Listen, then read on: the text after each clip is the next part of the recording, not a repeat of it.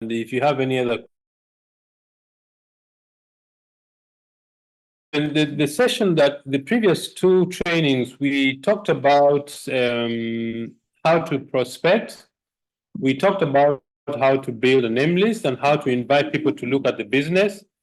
We spoke about how to present the business. Today, I want to discuss two things. One is how to follow up and close your prospects. Because sometimes when we show the prospects the business, either one-on-one or we send them to, they've attended a meeting, we are not quite sure how to close them up. I think closing up is just asking a very direct question. When do you want to start the business? So if you will allow me to share the screen with you. Just one moment. All right. What I want to discuss is how to follow up. Why is the follow-up very, very important? Follow-up is important because the average person doesn't say yes immediately. The average person says, let me think about it, or I'll call you tomorrow, or let me speak with my wife, let me speak with my husband, or I don't have money now. There are all sorts of reasons why people don't make a decision immediately. There are very few people who make a decision on the spot and get to start in the business.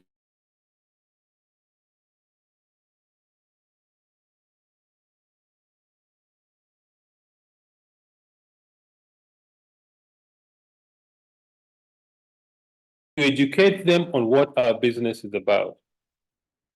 Our duty is not to convince. Our duty is to give them enough information so for them to make a decision. Remember that we are in the business, so we know the value of the business more than the prospect does. That is a general situation.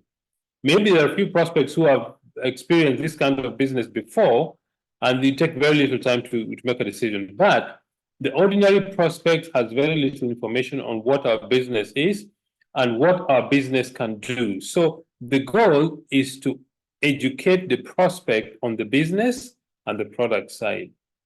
That is done. Something else you need to remember. You may not answer all the questions the prospect has. Why? Because when you answer one question, another question pops up in their mind. I remember reading a book on your life that says that when a prospect asks a question, tell them, you've asked a very important question, but this question will be addressed in the training sessions. Okay? Give them answers that enable them to decide whether to join the business or not. A very common thing that we notice in the business or in life is that people want to know the how instead of the why of why they need to join. It is more important to have a strong reason to join than how to build the business, because building the business you learn during training. So educate the prospect. Number two, you need to act as a consultant. That simply means that you guide the prospect through the decision-making process. By addressing their concerns, some of the questions you will not answer, some of the questions you will tell them, okay, this is correct, but this is not correct.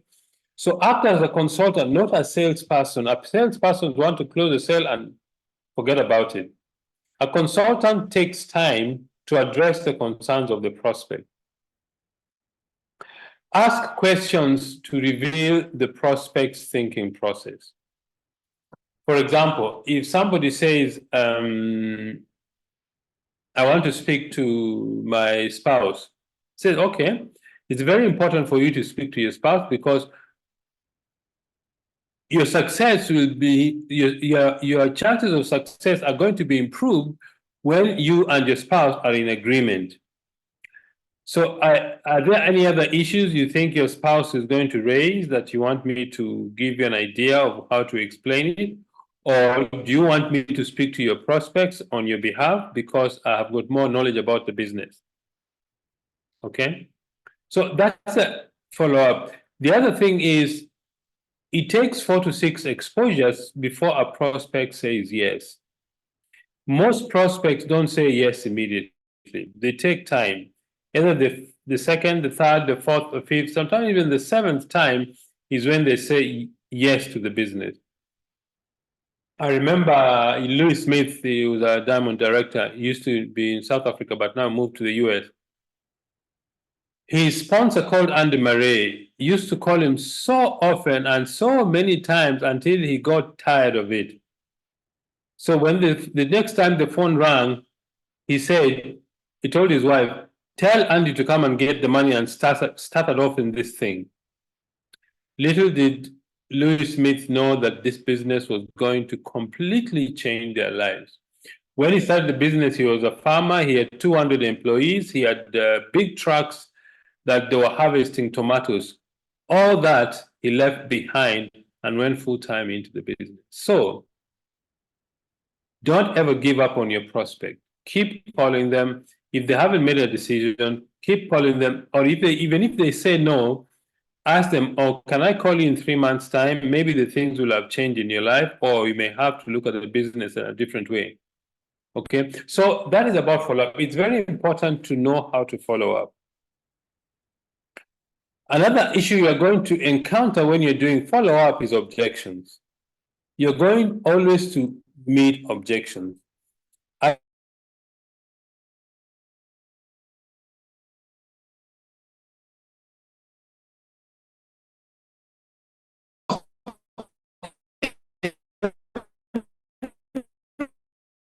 What they're simply saying is they're not willing to put aside time to build the business. Why? Because they don't know the value of the business. Okay, so when people say I don't have time, it simply means they haven't seen the need to allocate time to build the business. Some people say I don't have money to start. That's also another problem. I remember I showed a business to a prospect sometime and they said I don't have time. So I asked them the question, you know, Peter, okay, his name is not Peter, I'm just using the name Peter. If I told you outside your house there's a Mercedes-Benz SE 280, and if you get the money to start the business and you have the Mercedes, will you look for the money? He said, yes, in 2 hours I'll get the money. So the problem is not the money. The problem is they don't see the value of the business to push them to look for the money to get started. Some say it's a pyramid scheme. This is very common. By the way, anybody who has done geometry knows that the most stable structure in geometry is a pyramid because it's very stable. The other thing is all our governments are pyramids. The head of state, deputy president, government ministers, heads of department, employees, that is a pyramid structure. Go to any corporations. In any corporation, there's only one CEO. You can't have two CEOs in a company. It's got a pyramid structure. Okay? Our business is not a pyramid because there are people whom you sponsor in the business and they become more successful than you are. There are three things that differentiate our business and a pyramid scheme. Okay, three things. Number one, in a pyramid scheme, there is no product or a service that is provided to the public. In our business, we have products that people use, actually buy and use. Number two, a pyramid scheme, the person who starts is always the one who wins. In our business, the ones who work the hardest are the ones who win. I mean, Betty and I have got people in our team who are earning more than we do. Why? Because our business is very well structured. It rewards the people who work the hardest. Number three, a pyramid scheme is not registered with any regulatory body. Our business is regulated by the Direct Selling Association. A pyramid scheme, they will not show you where their head office is. They will not tell you how the registration process is. Our business, our company, every country where they do business, you will always find an office. It will be registered with the government as a business. They have a registration number. Okay, so those are the few simple differences between a pyramid scheme and a network marketing business, in this case, Neolife business. Okay, so there are always objections that people have when they don't actually want to do the business. But all of them can be summarized in two things. One, limiting belief in themselves. They believe they cannot succeed. They don't see themselves becoming successful in the business. The other is the limiting belief in network marketing as an industry. network marketing, they don't know the power of this business called network marketing. That is a broad two objection categories that you will always meet in our business. Another important thing is not to argue with your prospect, because when you argue with people, they entrench themselves in the idea they already have. If somebody says this is a pyramid scheme, the best answer I have is, well, if it's a pyramid scheme, I wouldn't be in it. And number two, a pyramid scheme is illegal. And number three, a pyramid scheme doesn't have products. We have products that we sell or distribute to the public. Okay, so those are a few ideas on how to do a follow-up. Remember, follow-up is asking the prospect whether they want to do the business or not. When you have a prospect who has seen the business, either one-on-one or they've just attended a business opportunity presentation, the following 4 questions are very important to lead the prospect to make a decision. The first one, did the business concept make sense? You ask that question so that you know whether the person actually paid attention to the business. My experience is that there are people who join the business without understanding exactly what was discussed in the business. I've had people who joined the business, during the presentation, they fell asleep. After the meeting, they were excited, they paid the business, they paid their money, and they got started. All right. So this question is designed to ensure that the prospect actually understood what they were saying, what was being said. If they don't understand, this question will reveal whether they understood it or not. Okay. Did the business make sense to you? If they say yes, the next question is, what did you like? Sorry, that was a error in spelling. What did you like most about the presentation? Is it the business? Is it the product, or a little bit of both? Why do you ask it that way? Because you want them to focus on what they liked about the presentation, not anything negative. I don't ask people, what did you think about the business? Most people have a negative tone of mind, and they will tell you what is negative about the business. So that's why you ask the question, what did you like most about the business? Number 3, do you see yourself getting involved in our business? That is a very gentle way of prodding them to make a decision. Do you see yourself getting involved in our business venture? Or do you see yourself achieving your dreams through our business? If all the questions, the 3 above questions is yes, if the answer, to the 3 questions above is yes, then ask them, when would you like to pay to start the business? Are you going to pay by mobile money, cash, a card, whatever it is? When would you like to pay to get started? When I was new in the business, I was very cagey or reluctant to ask people money. You need to learn how to ask people, when are you going to pay to get started? Because when you're direct, you're leading them to make a decision. Okay? So those closing questions are very important to help your prospects make a decision to start the business or not. And then the last thing that I want to talk about is friendship. Friendship is a key that actually holds our business together. You know, I find that some of the people who've been in the business for a long time and we've gone through up and down, we've had very close friendship with them. I remember Dr. Hall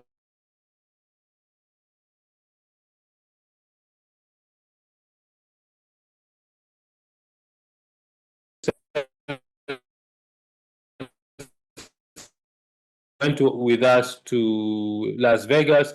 So we've created a very good bond of friendship with those people. And this is what the business offers. It's important to know what being a friend is. A friend is not just somebody you know who. A friend has got some things that are important for you to have. A few things I want to mention about friendship. And remember, friendship is something you cultivate. It doesn't happen automatically. It is something you cultivate, deliberately cultivate, to know the people you are dealing with, to know your downlines, know about their families, know something about them. All right? Truth in what we say is called sincerity. Sincerity means the way what we say is actually true. Truth in what we think is having a clear conscience. That means the thoughts that happen in our mind are true and are clean. Truth in what we do is called loyalty, because loyalty is actually what enables our friends to trust what we do. People should be able to be so trusting in what you do that they don't have to think twice or second guess themselves. That's called loyalty. All right. Things about action. Action is the antidote to despair. Action is a prescription for success. So, a very important aspect of our business is action, because this is what creates success in our business. You need to be loyal to your goals, loyal to your family, loyal to your team, and loyal to the company. These are very important because if you want long-term success, if you want to succeed, you need to be loyal to your goal. That means you need to write down your goals and pursue those goals with discipline and consistency. Loyalty to the families, you see, when things happen to you, the people who are going to be around you are your family members. Okay? It's very important for you to have loyalty to the family. And then loyalty to the team. This is your neo-life team. Your team, the people you sponsor and you're helping to grow as a leader in your group. Loyalty to your team, and then loyalty to the company. It's very important. I would suggest all of you, please go and take the document called Policies and Procedures and read through it and capture the basic elements of what is expected of you as a distributor. That will give you the foundation for loyalty to the company. Sticking to the 5 basic principles of the business of our company. Integrity, people are number one, products that work, equal opportunity for everybody, long-term vision. These are the basic things that helps us to develop a strong business culture. And then something about friendship that is very important for you to think about or to look for in friendship. If these 3 things are there, then the chances are that you're going to have strong friendship with people. The first one is you need to have common concern. It means you're concerned about the same thing. In the business, you're concerned about success of your team, you're concerned about their well-being, you're concerned about them taking steps, all those things. The second one is mutual interest. What are you interested in? What do you like to do at your spare time? What are the things that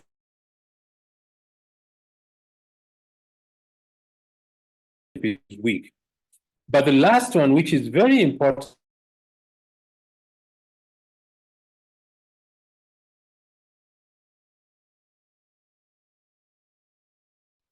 your friendship is weak and will collapse. Virtue is simply integrity of the soul. There are 4 essential human virtues that we all need to develop to have very strong friends. One is called prudence, that is being wise. Number 2 is temperance, that is regulating your feelings and your emotions, regulating your passion. Number 3 is justice. Justice simply means you give everybody what is due to them, including their good name. And number 4 is temperance, justice, fortitude. Fortitude is the last one. Fortitude simply strength of character or internal strength that you have. And this is very important for the long-term success. All of us in this business, if you really want long-term success, you have to.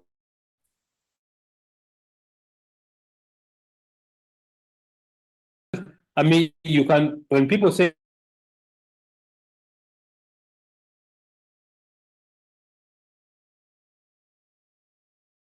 through challenges. So those are the essential elements of the art of friendship. Cultivate this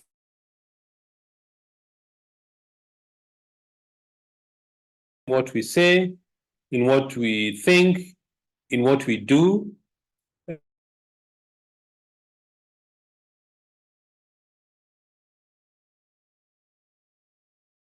good friends. Common concern